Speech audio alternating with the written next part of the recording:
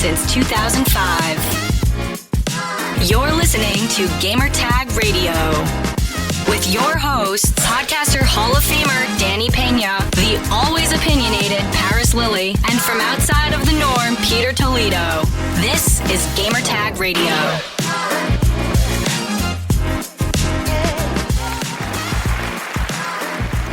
All right, everyone, welcome to Gamertag Radio episode 1199, which is insane. This is your host, Danny Pena, and also joining me, the one and only Tony Polanco from Throwdown Show. What's up, Tony?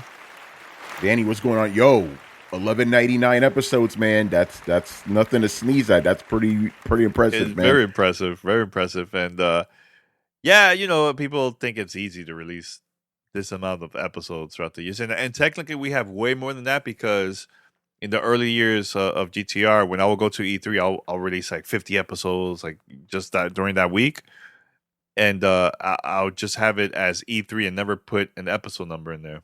So we have I did that for years. We have way more episodes than that, you know. So, but it's all good. That's amazing. It's all good. But how's everything with you, Tony? Oh, no, I'm chilling right now. You know, work is going good. I'm getting to review a bunch of really cool products. If you guys don't know, I'm now a computing writer for Tom's Guide. I do game reviews, too. Like, I reviewed Horizon Forbidden West, and I reviewed God of War on PC. But mostly, I review laptops and computers and stuff like that. The biggest one I did this past week was the Alienware 34. It's a quantum dot OLED monitor, curved, bro. It is like, I was playing some games on it. Incredible. You know, that's good. And I got some other things that I cannot talk about at the moment that are coming up. So it's dope, man. I'm having a good time, and you know, and just keeping it real, because I had been a freelancer for so many years. It is nice not worrying about money. Like, I know my check is coming twice a month. I'm straight, you know. And plus, you know, the work environment is good. I get to go to the office 3 times a week, get to talk to not only my own colleagues, but the other colleagues from other places I work at Future. It's great. I'm having a great time, man. I'm enjoying my life. No, I'm glad that you're making moves, you're doing your thing. You know, we all been busy, dude. We all, you know, we all been busy. You know, I'm busy too with like stuff that's happening at G4 and X-Play and everything, man. So, and also GTR, of course. But I very quick, for those who are listening, I'm going to be part of Games Beat Summit 2022 next month, actually, April 26th. I believe it's 10:30 a.m. There's in-person event. Also, you could watch it virtually. With the virtual version, it's totally free. You could just go to the website. Just check under the description there. Or if you want to go in person, hey, they're selling tickets and you could attend too, man. So I'm doing it with Reggie Fils-Aimé. We're doing a fireside chat. We're going to be talking about things that's going on in the industry, you know, his career. You know, it's going to be more industry focused. It's not a consumer type thing, but I think people are going to enjoy the conversation. And speaking about that, Tony, right before we recorded this episode, I noticed my interview from Reggie last year got picked up today. And they were talking about the whole article was about E3 and Xbox doing their own event, and then the conversation went to like E3 going digital and this and that, and then that's when they brought up the quote from Reggie last year on the podcast that he was not impressed of E3 going digital and stuff like that. So that's why I like to focus on content that is longevity, like people can hear it years from now, instead of like whatever is hot at the moment and bringing it up in the conversation, because that comes and goes. You know what I'm saying? So I just love the just other conversations that people could talk about years from now. You know what I'm saying? So yeah, no, evergreen content is very important, you know, because you're right. Like, so many of us, we just focus on the you know, the biggest news of the day. But like you said, that stuff comes and goes. You know what I'm saying? But evergreen content, that's why it's called evergreen. It's always there, you know. So that's great that's being picked up, and I'm pretty sure this upcoming interview will also be evergreen as well. You know, it's probably going to be a lot of things said in there that will resonate for many years to come. Yeah, I hope you can watch it. I'm very curious to hear your thoughts about everything, man. So it's gonna be cool, man. It's gonna be fun. No, for sure. Hopefully they at least have it recorded, because I may be working. Yeah, no, it's gonna be recorded, and hopefully I'm gonna talk to them to see if I could also release as a podcast version. Not 100% sure that's gonna happen, but I'm gonna work it out to see if that happens or not. We'll see. Yeah, I'm speaking for myself, and I'm pretty sure for a lot of GTR listeners, that's what I would prefer, like an audio while I'm going to work or whatever, chilling. So I would, if you can make that happen, that'd be fantastic, man, because a lot of people would appreciate that. Yeah, definitely. Now that everybody's going back to work and school and all that Mm-hmm. stuff, you know what I'm saying? And events are happening slowly too, so that's cool. Yes. That's cool.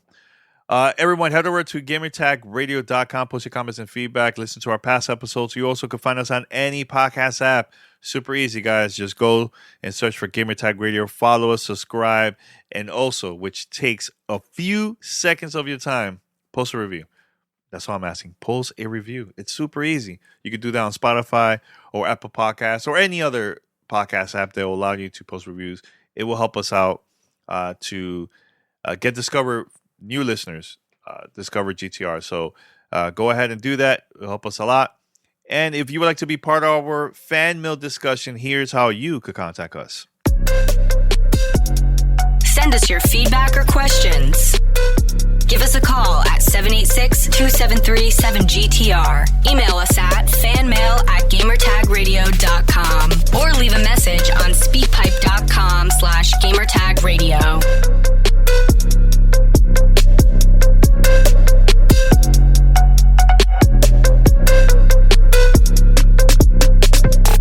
All right, Tony, the reason I brought you here is not because of major news or anything like that. You know, we like to talk random topics, man, on random stuff Yes. every time we get together. And it could be about stuff that we just love. You know, we've done that with Streets of Rage. We did the Streets of Rage series. Remember that conversation? That was a lot of fun. Yes. I'm trying to think of other ones that we did in the past that I was like, man, we got to do this again. You know what I'm saying? But one of the things that I hit you up the other day, I'm like, I think this is important for us to do this, man, is it's about the new TMT, the Cowabunga collection. It's a collection of 13 retro games that's coming out for Xbox, PlayStation, Nintendo Switch, PC, and it has 13 retro iconic games of the Ninja Turtles. Some of them were for the arcade, for the NES, Super Nintendo, Sega Genesis, Game Boy, etc. Man, so Tony, we definitely got to talk about this. I mean, how was your reaction when you heard the news about this coming out later this year? Yeah, no, I lost my mind, man. Like, because I'll be honest, because this was announced during the Sony State of Play. I didn't really care for a lot of the announcements made at State of Play, but this got me hyped because I grew up with not all these games, but many of these games. So when you ask me if you want to talk about, I'm like, yo, I don't even need any prep. Let's go. Let's do this. Yeah. You know, and also, you know, you got to, and I told you this too, and I'll probably bring it up again during this episode. Like, not only are we getting this collection, but we're also getting the new Ninja Turtles, which is also 2D scrolling beat 'em up. So this is going to be a very good year if you're an old school Ninja Turtles video game fan. So yeah, I can't. We got to talk about this, man. This is going to be so good. No, definitely. That's Shredder's Revenge, I believe that's called, right? Yes, yeah. Shredder's Revenge. That's right. Yeah. Oh, dude, it's gonna be tight. Let me tell you, man. As a beat 'em up fan, it's been a good couple of years, man, with Streets of Rage and this. Oh man, it's been good. It's been really good, man. I can't wait to see more of this, man. But yeah, we definitely got to talk about the list of these games that's gonna be available for this collection. So there is the Teenage Mutant Ninja Turtles arcade. Do you remember that? Yeah, that was okay. What's interesting about this game, right? Because this actually, let me go back. This collection has different versions of these games, right? So TMNT, the first arcade game, you people may remember it more as TMNT 2 on the Nintendo, right? That's what it actually was. But this is the proper arcade version, which I don't know if I played it or not, the real arcade version. I played it on Nintendo. I know that, which is Teenage Mutant Ninja Turtles 2, the arcade game. But yeah, this is the original one. And like, this started all. It's such a great game, man. I think that's the first game I played where like you knew the boss's health was low when they started glowing yellow and stuff. So like, oh, yo, I'm about to beat him. And you get even more height, you know? Yeah. So yeah, do you have any memories of playing this one in the arcade specifically? I'm trying to remember because I really don't. Because I know the one that I was playing the most was Turtles in Time, the arcade version, and also the console version, which you're going to talk about in a few minutes. But yeah, that was by far my favorite Ninja Turtle games at that time was Turtles in Time. So I never got to play the first Ninja Turtles arcade game. Oh, even on the Nintendo? I played the Nintendo one, but it wasn't. I know there was one that, and let me see if I remember the Nintendo one. I remember playing it, and I have a long story about that one. This is the one that was like the most difficult game. There's a part that you have to swim and all this stuff, and they had like you could go to the sewers and all that stuff. So I finished that game. I completed it. It took me forever to do it. Tony, I hated the ending. The ending was Splinter Cell, Ninja Turtles. Let's go eat pizza. Game over. Yeah. And I went through hell. And I went through hell trying to finish that game. You know what I'm saying? So that first NES one, not a fan of it. Yeah, not a fan of that one. What about the second one? Did you play? Because the second one was the arcade version. So you never played that one? The one is TMT Arcade. That one, right? No, I never played that one. It's kind of confusing because TMNT Arcade is TMNT 2 on Nintendo. You know, it's very confusing. Yeah, it is confusing, but that's how it is. Like, I don't know where you're looking at the list. I'm looking at Konami's website, and they have it like listed right there. Like they show a picture of it. It's Teenage Mutant Ninja Turtles 2, the arcade game. But obviously, in arcade, it's just Teenage Mutant Ninja Turtles, but it's the same game, just scaled down to Nintendo. But I think the reason they named it 2 is because the one you just described was the first Nintendo one. Yeah. So they didn't want to confuse people during that time. But obviously, years later, it's confusing everybody else. You know. Okay. But no, I agree with you about the first one. That's the one where you're driving around with the turtle van and stuff.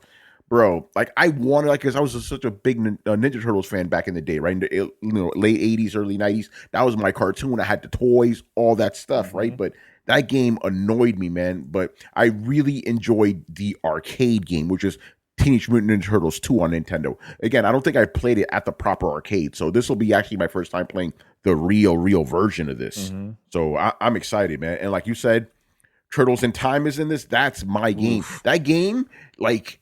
That it's always like a 3-way tie for me. It's like Teenage Mutant Ninja Turtles, Turtles in Time, Final Fight, and Streets of Rage 2 as my favorite beat 'em up games. Like those are the games right there. Yeah, you know, like and even the introduction, like it's like exactly like the cartoon. It's like, oh man, you can hear the voice and everything. The sing. Oh, it's pretty cool. Yes. Really cool. So what about the next one? The Ninja Turtles 2, the arcade game. Yeah, that's the one that one is the first one here, which is arcade. Understand? That's what I'm trying to get to you. It's very confusing. It's very confusing. It is, yeah. But yeah, because again, they called it 2 because there had already been a Ninja Turtles game on the Nintendo.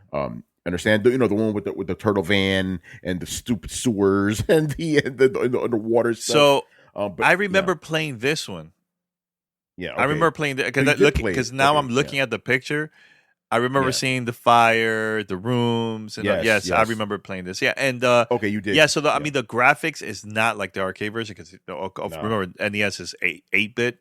But the question I do have for you, Ninja Turtles 3, the Manhattan Project. I don't remember that one.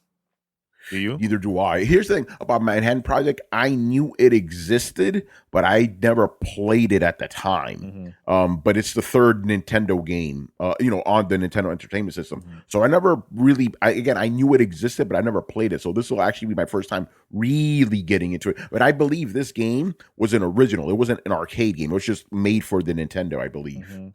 Yeah, I was reading here. Also, from this list, from all the lists of the games, 11 Japanese or regional versions in total. No Japanese version released for TMT Turtles in Time Arcade and TMT Tournament Fighters for the NES. Oh wow! Yeah. Okay. And some of these also are you can play online. So it's a TMT Arcade, Turtles in Time, the arcade one. The Hyperstone Heist, and Heist, and also TMT Tournament Fighters for the Super Nintendo. All that is going to be online. That's dope. Which is good. That's dope. Okay, let's go to the next one. I remember playing this, but I wasn't too excited about it. Maybe because I'm just not a fighting guy like Street Fighter, stuff like that. Tournaments Fighters for the NES. Do you remember that? Yeah. I remember that, but again, during that time, I was heavily invested in Street Fighter and Mortal Kombat, right? So this one I kind of just glossed over. There were so many fighting games back then, Yes. so I kind of just stuck with that. But again, it was one I had my eye on, but I just never really delved into. So this will be a really good one to check out, because I know some people really enjoyed this game, and apparently they made a few of these tournament fighters games. Yeah, they did. Looking at this list, but so that's pretty dope. But yeah, from what I see, it looks like a standard fighting game of the era. But again, I'm like, listen, I got Street Fighter, I got Mortal Kombat, I'm straight, and then obviously later on you had all those other ones from Capcom, like X-Men and Marvel superheroes and all that other stuff. So that's where my time was invested in. So, did you ever play? You didn't play this one either. Yeah, right? I played it, but it was like one of those like, okay, I played, then been there, done that, and moved on. That's Yeah. But I was gonna ask you this question. So, and a lot of people, Tony, are gonna ask the same question, Sue, because they probably never played it or they're confused. Ninja Turtles 4, Turtles in Time, Super Nintendo. Is that similar to the one for the arcade? Is it major like what is the difference between this one and the other one? Yeah, okay. So Turtles again, the reason it's called 4 is because they had already had 3 Nintendo games, Ninja Turtle games, right? So this one is Turtles in Time arcade. It's just missing a couple of levels because obviously even Super Nintendo was more powerful. It couldn't fit a bunch of stuff, right? So it is a port of that. And obviously the intro was a lot different on Nintendo. Like in the arcade, you had that pizza power, da da da da da da. They had that. Like you don't have that in there, but it is Turtles in Time. It's just with a couple missing levels and all that, and some animations are a little bit different or whatever. Like I remember when I played the arcade, I'm like, yo, the animations look so good in this. Don't get me wrong, it's still good on Super Nintendo, but I suspect this is the one that most people played around the world, the Super Nintendo version of the game. So it's good to have both versions. I prefer the arcade version, right? Even though the Super Nintendo was the first one I played, but this is the one that you guys remember playing. I remember, Danny, because this game came out back in the day. This is what I love about what we do, history lesson, right? Yeah. Back in the day, right? Games just came out. They weren't announced, right? I remember reading EGM or something saying, "Oh, Ninja Turtles game is coming eventually." I remember every day going to the local drugstore, pharmacy. Ninja Turtles in every day. I'm a little kid asking every day, because we didn't know when it was gonna drop, Yeah. So when I came in, man, because I was so hyped. I played that game forever, man. Turtles in Time. I love that game. Like again, that one, Streets of Rage and Final Fight are like my top beat 'em up games of all time. So good. Do you remember this is the part that I love so much about Turtles in Time is you're fighting against an enemy, you grab them, you turn around and you throw them straight to the screen, and you see like that screen, it cracks and it goes like, oh, that was so at that time, Tony, graphically that was mind blowing. I remember seeing that. Absolutely. I was like, what is going on right now? Because you've never seen that before. Never seen that. The characters get really big. Oh my god, it's so good. Yeah, man. it was cool. It was really cool. What you were gonna say? Yeah. No, I was just saying, I love the voices too. Like Cowabunga, pizza time. Yeah. They would say all this stuff. It was so good, man. Yeah, no, it was really, really cool. Now the difference between the one that we talked about, Tournament Fighters for the NES, and the Super Nintendo version, besides the graphics, is there anything different about it, or is it the same exact? Here's what's interesting. Thing? It's okay because back in the day, right? You would have the same game released on multiple systems, and each of them would be different, right? So I'm not, because right here is listed that we have Tournament Fighters for the Nintendo, Super Nintendo, and Sega Genesis, right? So I'm not sure if they're all the same game or if they're different, because like it could be an Aladdin situation. Remember Aladdin, like the one on Super Nintendo was made by Capcom, right? And then the one for Genesis was made by Virgin Games with collaboration from Disney. So I'm not sure if this is the same type of deal where like maybe another company made the Genesis version, another one made the Super Nintendo version. I'm not sure, or it could just be the same game. Like Mortal Kombat was the same game, just on different platforms. So I'm not sure what the situation is here. But I'm looking at Wikipedia. It seems that it is the same game, just for different systems. Oh, okay. So that answers that question. Okay, so it's the same game. On here, it's just for different systems. because obviously, the Genesis had different hardware than the Super Nintendo and all that. Super Nintendo was a little bit more capable in terms of graphics and sound, whereas the Genesis was just like a little bit faster. And I'm looking at the list here now. The Hyperstone Heist that's for the Sega Genesis, dude. I've never played that game. This is gonna be the first time for me playing it. Have you played it? This one, yes, I have. This game is very interesting because it's basically Ninja Turtles in Time, but remixed. Right, remix. They have, interesting. Yeah, remix. Yeah, that's the best way I could describe it because basically it has like the core base of it is Turtles in Time, but they add new levels and remixed other levels from the same game. I really liked it. I felt the combat was really good. It's just as good as Turtles in Time. The only thing that's a little bit lacking is the sound quality because it's the Genesis. You know how that goes. But yeah, this is a different version of Turtles in Time, just with different levels, different enemy placements, and stuff like that. You're gonna love it, Danny. Trust me. If you like Turtles in Time, you're gonna like this one too. Okay, I definitely got to check it out. And also, Tournament Fighters for the Sega Genesis. I wonder. That's right. Also, the sound is probably going to be way different than the Super Nintendo. Because Super Nintendo always had like a better sound quality compared to the Genesis. Yep, absolutely did. Yeah. Now, Game Boy, Tony. There's Ninja Turtles Fall of the Foot Clan. I don't remember this. Maybe I know I played some Ninja Turtles games for the Game Boy. I just can't remember which one it is. Maybe this one? I'm not sure. It's been so long. Yeah, because I'm looking at the box art. Remember Ultra Games? That's what Konami had to call itself. Yes. Like they had like that offshoot brand because Nintendo only allowed a certain amount of games to be made by different companies. But I'm looking at the box art. I think this is the one I played. Because I didn't play all the Game Boy games, just admitting it, I haven't, but I think this is the one I played because we also have that.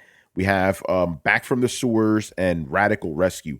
I'm pretty sure I did not play Radical Rescue. So I think the one I played was Fall of the Foot Clan on the Game Boy, But other than that, I don't think I played most of these games, bro, on the Game Boy side. Yeah, are you planning to try it out and maybe complete Absolutely. it? Yeah, I don't know about completing it, but I'm definitely why not? Try why it. not? I think you know what it is, Tony. Like, there's a lot of these games that I missed out during that era of the Sega Genesis and Super Nintendo and Game Boy. And I'm glad that Konami's been doing this now for a couple of their games. I know they did this for Castlevania, also for Contra.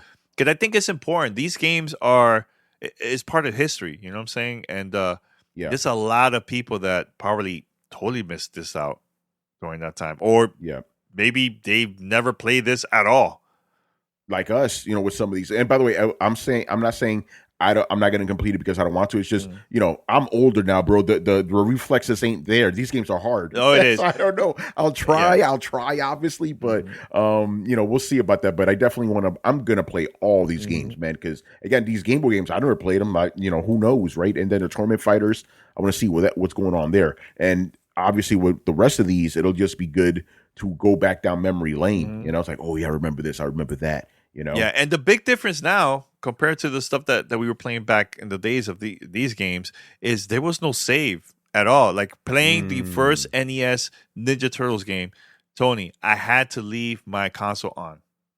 Yes. There was no way to save it. It took me forever to complete it, and I finally did it. I know you could do that. Also, there's a rewind of a feature. So if let's say if you die, you could rewind it, go back and try it again, which is good. Again, we didn't have this back in the days. Button mapping, very, very important. Also, like I said earlier, online play for certain games. And one of the things that I truly, truly love, because I feel we haven't really been seeing this much now in games that's been releasing nowadays, is local co-op, local couch co-op for these games, man. I think that's going to be a lot of fun, man. You could bring your friends that played this back in the days, and you could play it together, man, for the first time again, Yeah, you know what? I kind of take that back what I said then, because I didn't realize this had like saving and rewind. If you have that, then I'll be able to beat these games for sure. Because I remember the Mega Man games. I love Mega Man games. I played them all back in the day on Nintendo, but I could never beat these games. They were too difficult. But when they came out on the PlayStation, right, and Xbox and all that, I was able to beat these games finally because I was able to save it, rewind, and I'll do all that. So if this has it, I'm good to go. Then I'll definitely be able to beat these games. Yeah, and there is a digital guide because I know that there is a digital guide also for the collection of Castlevania and Contra in there. So these guides will help you how to play the game, how to play it, and maybe even go through some like difficult areas in there too, man. Yeah, especially that swimming one, which is a pain in the butt. I didn't even know how in the world I did that. I didn't even know how I finished that game. I was sweating. I remember playing it. Yeah, no, those games were brutal, bro. Yeah, but I think once we got to see the actual beat 'em up of like Turtles in Time, I think that's when like, okay, you know what? This is when Ninja Turtle works. Like this type of game for that, instead of like the way how they did it for the NES. For the first one. No, I agree, man. I really think this collection is going to be like special to a lot of people. Not only like old schoolers like us, but like new people who may have not played these games. Mm-hmm. And it's a great way of setting it up for the new game, the Shredder's Revenge. Yeah, so it's all like connected. And the price, Tony, $40. I think that's great. No, it's not bad. Not bad at all. All these games? For all these games and features, it's perfect. So it's coming out for the Xbox Series X, S, Xbox One, PlayStation 5, PlayStation 4, Nintendo Switch, and PC. Now, my question to you, Tony, I know for the Streets of Rage, we bought multiple versions for almost every console.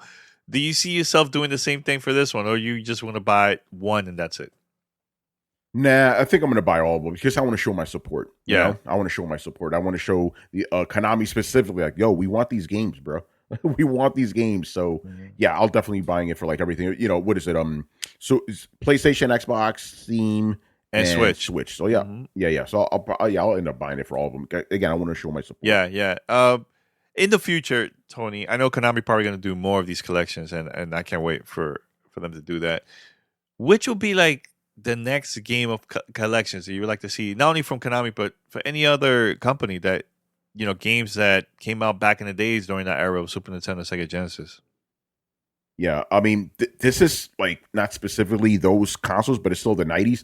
Because Capcom recently, they announced this like arcade collection, their own arcade collection, and it had like 5 versions of Darkstalkers. I love Darkstalkers, but I'm like, yo, you only needed a cut. You could have just had our own version of this. And I was asking, the reason I was so upset is because I'm like, where is X-Men versus Street Fighter? Where's X-Men Children of the Atom? So I would love if Capcom, and I've been saying this for years too, I would love if Capcom would release a collection that had X-Men Children of the Atom, Marvel superheroes, X-Men versus Street Fighter, and then Street Fighter versus Marvel superheroes, and the Marvel versus Capcom games. I would love that. Yeah. So that's what I want out of everything. Yeah. No, it's cool. And also, I know Sega released a collection years ago. I know they've done this throughout the years too, where they had like Sonic and all the Sonic games, Streets of Rage, Shinobi. They had like all the games, even Phantasy Star. And each game, when you go, they even have like a history of like behind the scenes of. I would love to see more of that in the future from other companies too.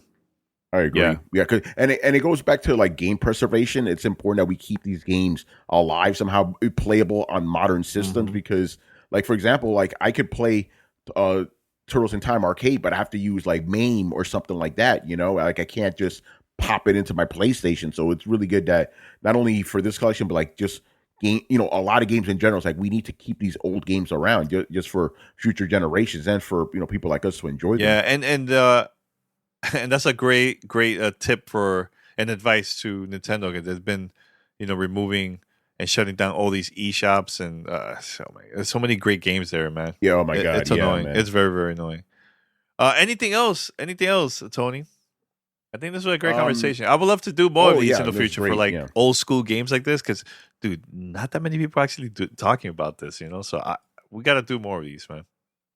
Yeah, no, I agree, because again, like we said at the top, everybody's always focused on the new stuff. We are too, obviously, because we got to be on top of this. But it's good. It's good to have these conversations just to let people know it's like, yo, this is where gaming came from. All the games you enjoy right now, this is the basis of it, And I do believe this is one of those episodes where, even though we are talking about news, it will still be relevant years from now, just because of the fact we're talking about these games that will be around even after we're gone. You know what I'm saying? So this is good stuff, and hopefully we'll do more of this. Like, again, Capcom, if you release that fighting game collection, the real one, I'll be there for sure. We'll be back with another one. Exactly. Yeah, I can't wait. Can't wait for this release, and it's gonna be a lot of fun, man. All right, everyone. Thank you for listening to episode 1199.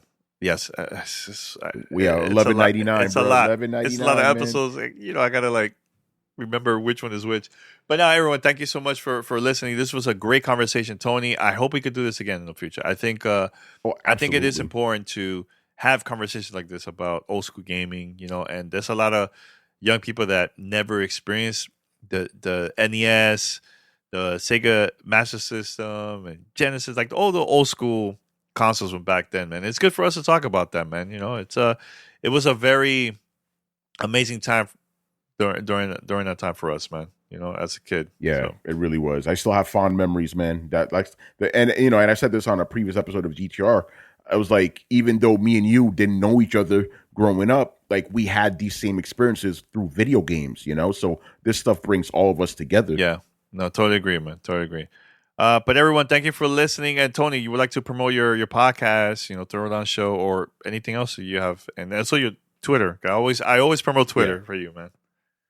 Yeah, no, Twitter's always like, if you want to, hit me up, I'm always on Twitter. So yeah, I'm on Twitter at Romudeth, ROMUDETH, and in my bio, you'll see where you can find me, all my works. I'm a computing writer for Tom's Guide. I'm always, reviewing all the latest tech, and you can also find me hosting Throwdown Show, which is my podcast that goes up every Thursday and Sunday nights at 10:30 p.m. Eastern over on Twitch. Thursday, we cover all the gaming news, and Sunday, we answer fan questions. And we're going to be, believe we're going to be hitting episode 400 this summer. So that's very cool. Exciting, Congrats, man. It's not easy. Thank you, man. I'm telling you. No, it's not. And think about it, Danny. This is episode 400 for both podcasts.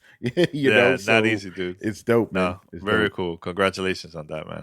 Congratulations. So everybody, make sure to go and subscribe to Throwdown Show and let them know you listened to this episode and you got to subscribe, man. Support indie podcast, man. All right. Until next time, we'll be back here with a brand new episode of Gamer Tag Radio. We have more content coming up, man. Thanks for listening. Until next time, we're out.